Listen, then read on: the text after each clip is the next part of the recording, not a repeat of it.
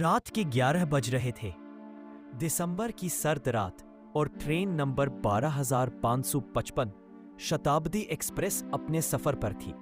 मेरा नाम गौरव है और मैं अपनी मां से मिलने लखनऊ जा रहा था। मेरे डिब्बे में S5 में बस मैं और एक बुजुर्ग अंकल थे। चारों ओर घना अंधेरा और अजीब सी चुप्पी थी। ट्रेन एक छोटे गुमनाम स्टेशन पर रुकी, बाकुंठपुर हॉल्ट। यहां कोई ट्रेन नहीं रुकती, न कोई लाइट न कोई आदमी। अचानक मेरे डिब्बे के दरवाजे पर एक भयानक खरोच जैसी आवाज आई। दरवाजा खुला और अंदर एक औरत आई। वह एक साधारण औरत नहीं थी। उसके कपड़े गंदे थे, बाल बिखरे हुए थे और सबसे डरावनी बात, उसने अपने चेहरे को एक मैले पुराने शॉल से ढक रखा था। उसने बिना किसी को देखे मेरी सामने वाली सीट पर बैठी और एक गहरी भयानक सूंघने की आवाज निकाली। बुजुर्ग अंकल मेरी ओर झुके, उनकी आंखें डरी हुई थी। उन्होंने दबी आवाज में कहा, बेटा, यह औरत यहां से नहीं चढ़ी। मैंने स्टेशन पर किसी को नहीं देखा। यह एक अज्ञात बोगी की यात्री है। अज्ञात बोगी? मैंने पूछा।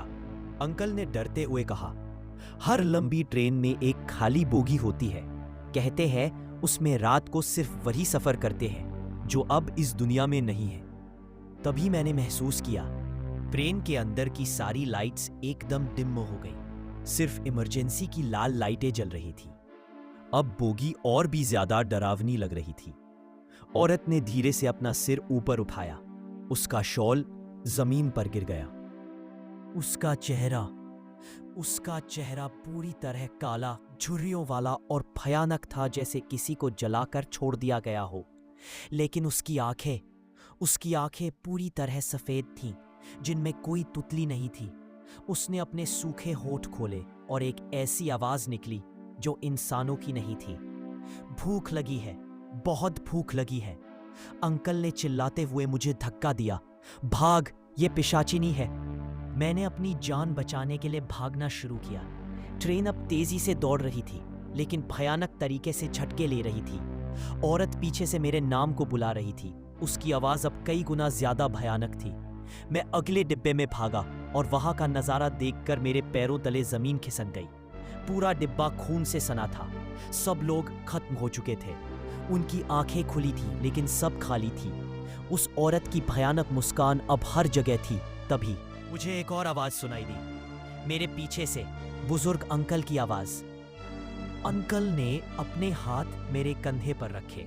उनकी आवाज भयानक तरीके से गूंज उठी, तुम कहां भाग रहे हो गौरव?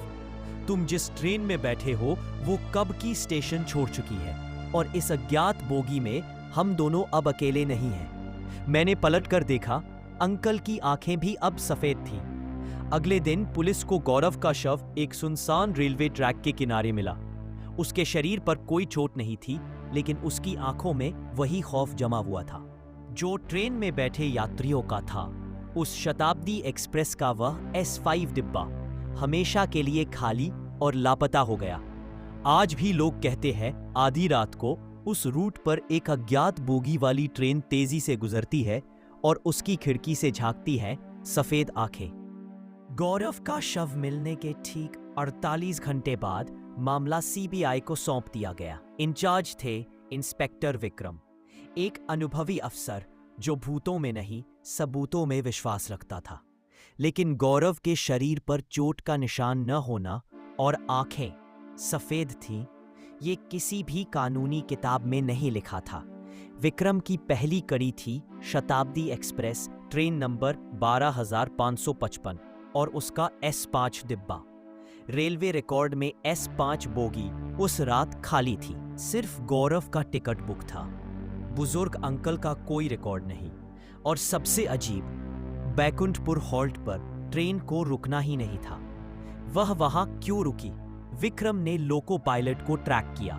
पायलट ने कांपते हुए बताया, सर, रात के करीब 11:15 पर बैकुंठपुर से पहले ट्रैक पर एक औरत अचानक पटरी पर आ गई थी, बिल्कुल बीच में।